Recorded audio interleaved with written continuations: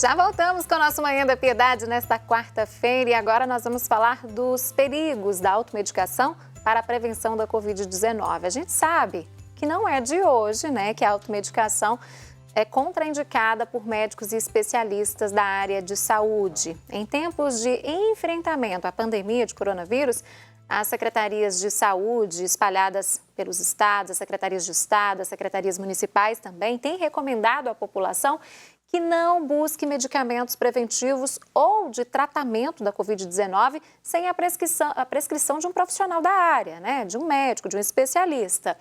E as medidas preventivas mais recomendadas, você sabe, a gente sempre fala aqui também no programa, são a higienização frequente das mãos, uso de máscaras, isolamento social, o álcool em gel também, né? Mas muitas pessoas usam medicamentos por conta própria, acreditando que faz bem para a saúde. E é sobre isso que eu vou conversar agora aqui no programa com o professor e farmacêutico Claudinei Ferreira. Claudinei, bom dia, bem-vindo aqui ao Manhã da Piedade. Bom dia, obrigado aí pelo convite de estar participando do programa com vocês. Claudinei, a gente sempre fala aqui no programa desse perigo que é a automedicação, já conversamos com vários profissionais sobre isso aqui. Mas, principalmente nesse período de pandemia agora, as pessoas estão numa busca desenfreada por medicamentos que possam solucionar, que possam prevenir e também solucionar o problema do coronavírus. E não é por aí, né? Eu acredito que nesse momento a gente tem que redobrar o cuidado e a atenção em relação à automedicação, né? Com certeza. Medicamento continua sendo aí nos últimos 10 anos a principal causa de intoxicação no Brasil. A população brasileira tem aquela mania, né, de sempre que precisa recorrer ao uso de medicamentos, né, em vez de estar fazendo outros tipos de cuidados. E os medicamentos trazem risco, né? São moléculas químicas, né, que interagem com o nosso organismo, que a gente utiliza realmente quando necessário para tratar uma enfermidade, mas ele cura, mas ao mesmo tempo ele também pode levar a alguns problemas, algumas complicações e até a óbito de algumas pessoas. Então essas moléculas reagem no nosso organismo de formas diferentes, né? De um paciente para o outro podemos ter reações adversas e outros efeitos colaterais.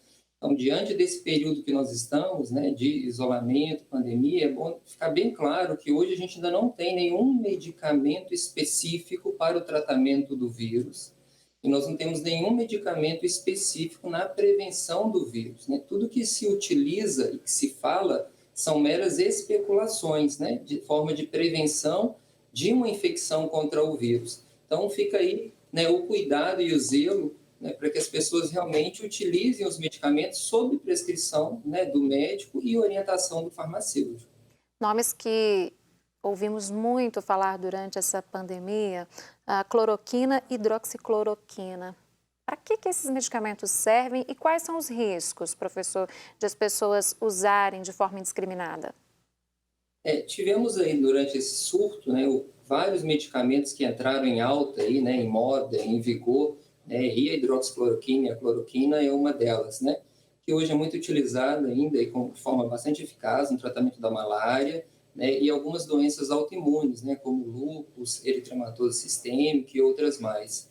E foi muito ruim, né, quando saiu esse boom aí de algumas mídias, fake news, né, personalidades falando de hidroxicloroquina, que teve-se um consumo tão grande desses produtos e a busca nos estabelecimentos farmacêuticos, que realmente aquelas pessoas que precisam do produto, né, portadores dessas enfermidades, não estavam encontrando esse produto no mercado. Ou quando encontravam, estavam achando esses produtos com preço extremamente abusivo, né, e absurdo, sem poder ter acesso à farmacoterapia. Então, a gente tem que ter o cuidado, porque são duas substâncias, como eu disse, né, no início da entrevista, que também trazem esses malefícios, né? Problemas hepáticos, problemas renais, né? Então, nefrotoxicidade, hepatotoxicidade, relacionado ao uso desse tipo de fármaco.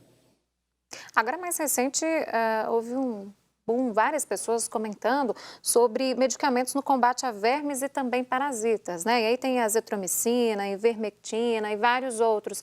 E nesse caso, quais são os riscos que as pessoas correm? O que a gente tem que deixar claro, né, que medicamentos devem ser utilizados realmente quando necessários aqueles pacientes que estão doentes, né, hospitalizados e que realmente precisam ser tratados. E aí nós temos alguns tratamentos, alguns fármacos que estão sendo utilizados nos ambientes hospitalares.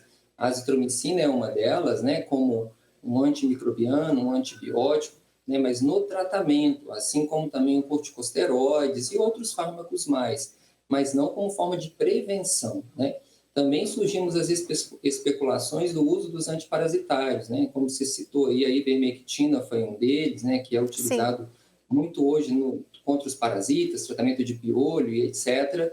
Né? Também a nitoxanamida, né, um nome comercial aí, disponível aí no mercado, mas que também não são fármacos que nós temos comprovação científica de prevenção. Tudo é especulação, né? O que a gente sabe que no coronavírus a gente não tem tratamento específico. Então, se as pessoas tiverem, né, uma tosse, se tiverem febre, né, a gente pede realmente para que utilize aí um antitérmico em casa, né, que recorra às unidades de saúde somente quando tiver com sintomas, né, um pouco mais graves, né, para também não superlotar o sistema. Muitas vezes a pessoa talvez esteja simplesmente com um resfriado em casa, acha que está com corona, e se ela dirige para uma UPA, corre o risco dela se contaminar realmente com o coronavírus. Então, evite-se usar esses medicamentos de forma preventiva e use realmente aquilo que pode ser indicado e recomendado pelos profissionais de saúde.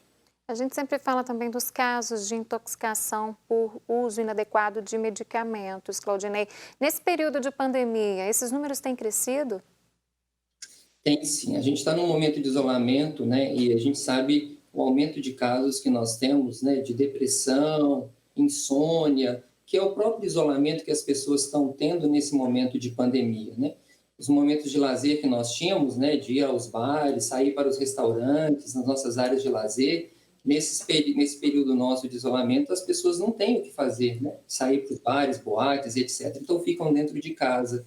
Então, nós temos muitos casos realmente de insônia, depressão, e as pessoas recorrem ao consumo, né, desses medicamentos, muitas vezes sem uma orientação de um profissional. E maior ainda o risco com crianças, né? Então, acho que a gente tem um caso de intoxicação muito importante com as crianças. Então, fica aí um recado, né, para as pessoas não utilizarem esses medicamentos ou pegar o aconselhamento de um vizinho, de um amigo, né, de um parente, e muito cuidado com o armazenamento desses medicamentos em casa, com acesso às crianças, né? Então, não deixe acesso às crianças, porque a criança vai usar, vai sentir que aquele produto talvez tenha um gostinho gostoso, saboroso. Então, evitar deixar esses medicamentos expostos às crianças que são muito vulneráveis, né, aos efeitos adversos dos medicamentos. A gente percebe que muitas pessoas também usam determinados medicamentos e vem com aquela fala, né? Ah, inofensivo, já li a bula, se não fizer bem, mal também não vai fazer. E muitas pessoas, às vezes, já usam uma série de medicamentos controlados ou outros específicos para tratar determinados problemas de saúde.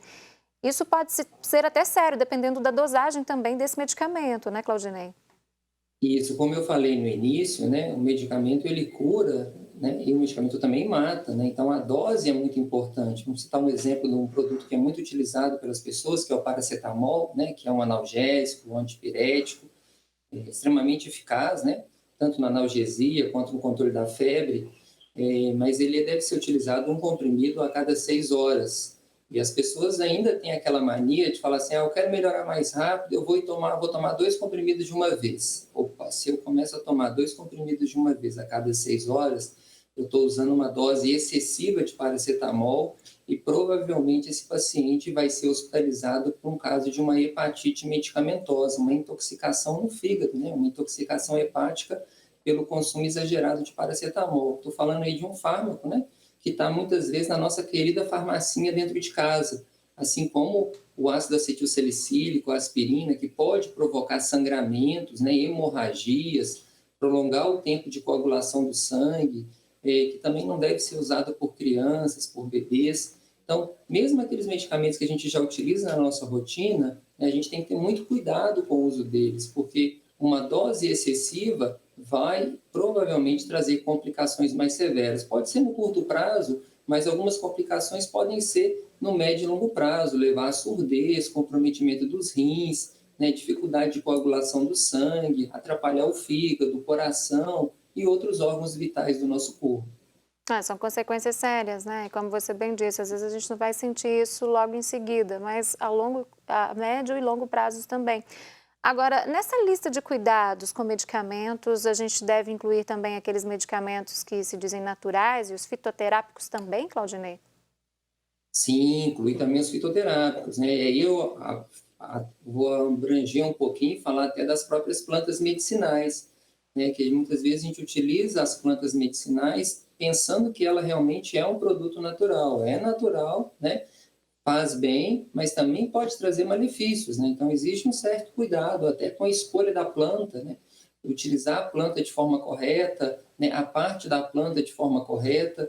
E o fitoterápico, que é o industrializado, né? Que seria aquele princípio ativo que nós retiramos da planta medicinal, ele também tem que ser utilizado numa dose recomendada. Nós temos fitoterápicos que são de venda sob prescrição médica, que tem uma tarja vermelha, né, de alerta na sua embalagem, porque oferecem muitos riscos. A gente tem fitoterápicos utilizados na depressão, né, como o hipérico perfluorato, na ansiedade, como o cava-cava, que são produtos que realmente podem também provocar dependência. Então, não vamos pensar, né, tentar mudar um pouquinho esse nosso pensamento de que por ser natural, de ser uma planta medicinal, isso também não pode trazer malefícios. Pode sim, né? Isso tudo depende da forma de uso e da dose que está sendo utilizada pelo paciente. Tá Fica uma certo. ressalva também em relação aos antibióticos, né? Muito importante utilizar a antibiótico terapia somente quando necessário e utilizar durante o período de tratamento que foi prescrito pelo médico, para evitar a resistência bacteriana. Você de casa, então, olha só, é um alerta muito sério, viu? Siga todas as recomendações do seu médico, siga os medicamentos, a dosagem correta, o período de tratamento e não use nada por conta própria, não, porque você pode estar complicando ainda mais a sua saúde em vez de cuidar dela. Claudinei, muito obrigada por participar conosco, pelas informações e até a próxima oportunidade. Eu agradeço vocês, né, e fica realmente só reforçando isso, né? Procure os farmacêuticos que estão disponíveis aí nas farmácias e drogarias, eles estão aí à disposição e ajudá-los no que vocês precisarem. Obrigado, viu? Tá certo, um grande abraço. Vamos para um rápido intervalo comercial e eu volto daqui a pouquinho. No próximo bloco tem o Dom do Amor, ele que traz a reflexão sobre o Evangelho do dia e a consagração à nossa mãezinha, Nossa Senhora da Piedade.